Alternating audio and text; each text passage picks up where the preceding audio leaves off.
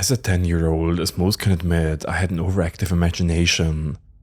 Although I can't prove what I saw those nights was real, this story shaped who I am today, and the eagerness to share this story has sunk as deep as a National Geographic treasure hunter ship in the ocean. And seeing you all share your stories of disdain, it makes me feel almost normal for experiencing that fateful night. It was my 10th birthday. I had only a few friends at the time, and to this day, I can't believe anyone showed up with the theme being Ben 10. There were 4 of us, those being me, Alex, Sarah and Tom. Somehow, we had all convinced the oblivious adults to allow us to explore a small patch of trees barely able to be called a forest, but still big enough to get lost in. We walked out the door, leaving the terribly inflated green balloons and sideway hung tapestries behind.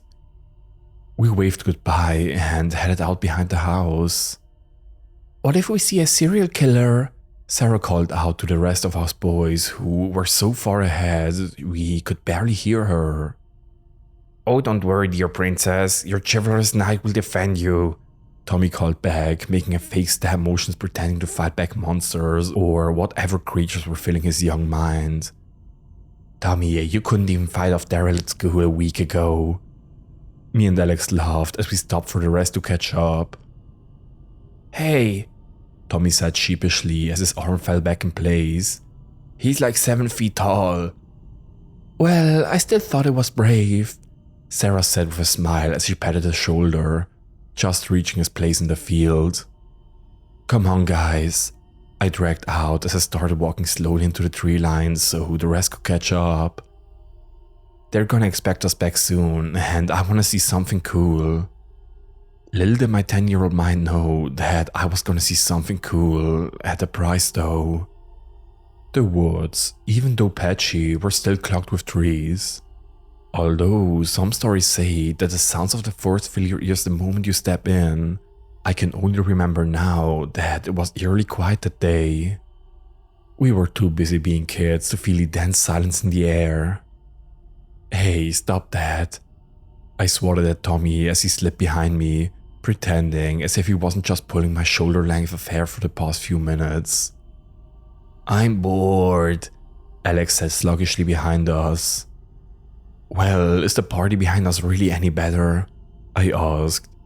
"No," he said quietly, his shoulders slouching a bit. "Exactly."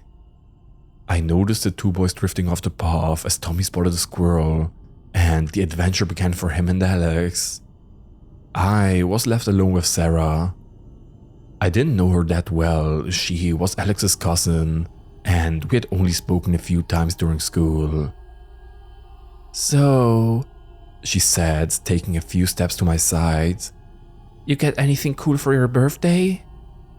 I was too busy looking at her very long auburn hair to hear the question as I hit her with a small, "Huh?" "Your present," she chuckled, placing her hands behind her back. "Oh, yeah, really cool stuff." I tried remembering for a moment, but suddenly found myself an amnesia patient in the doctor's office.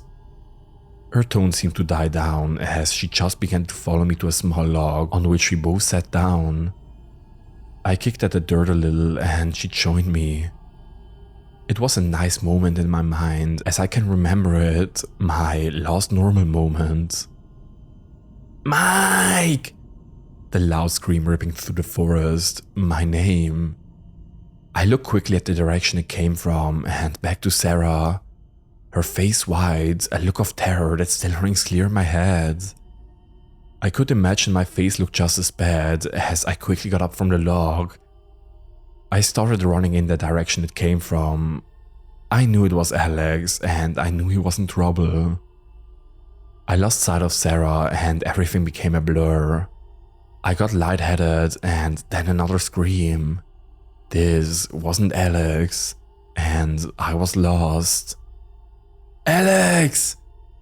I screamed through the blank green all around me. "Tommy!" The forest became a nightmare. I started moving in all different directions. After a while, the dark started appearing over the trees, the stars becoming eyes staring at me. After about 10 minutes of darkness, I gave up and set myself in the dirt. I wanted to cry. How could I have been so stupid? I got back up, determined to do something, to be able to get home.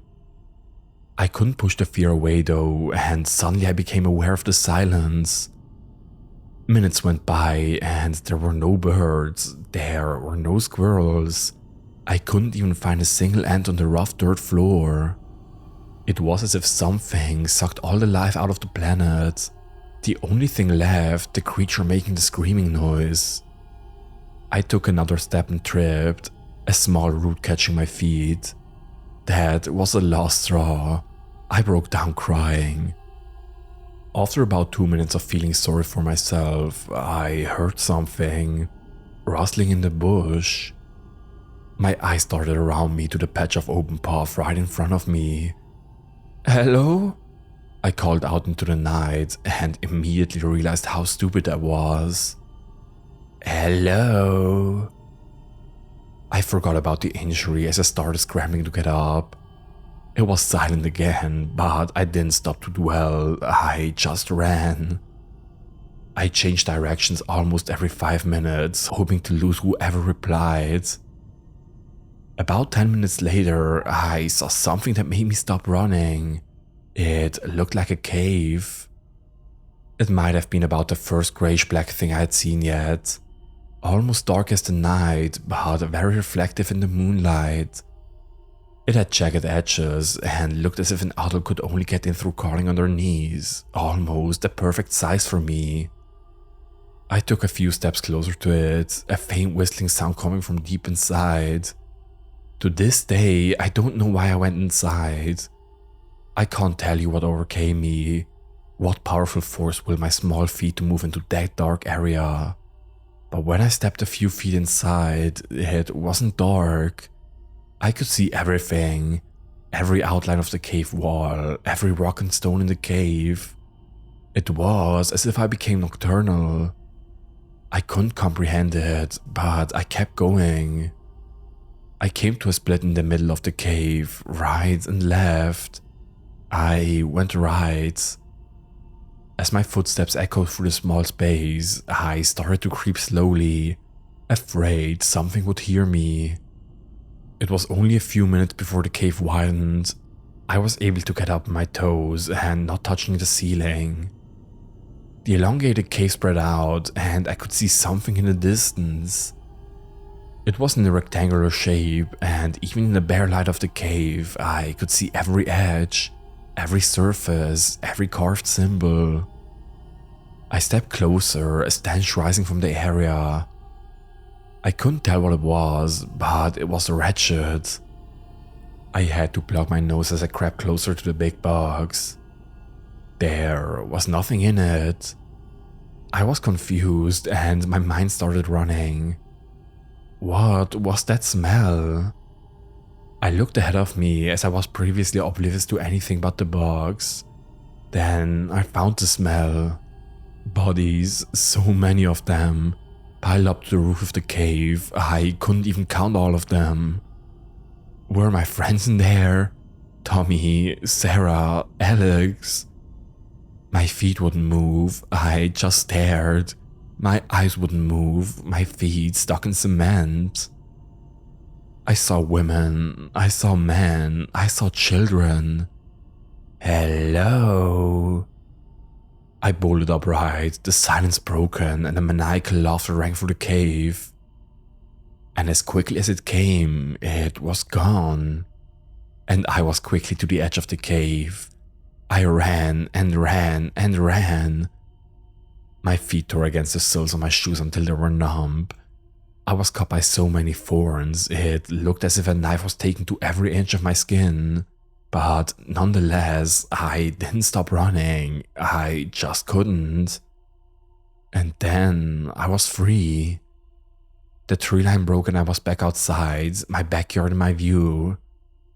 I kept running and running till I got to the front. There were cop cars and I could see all the parents talking to the police. Alex and Sarah huddled next to theirs. My mom saw me and I collapsed into her arms. We started crying and neither of us said a word.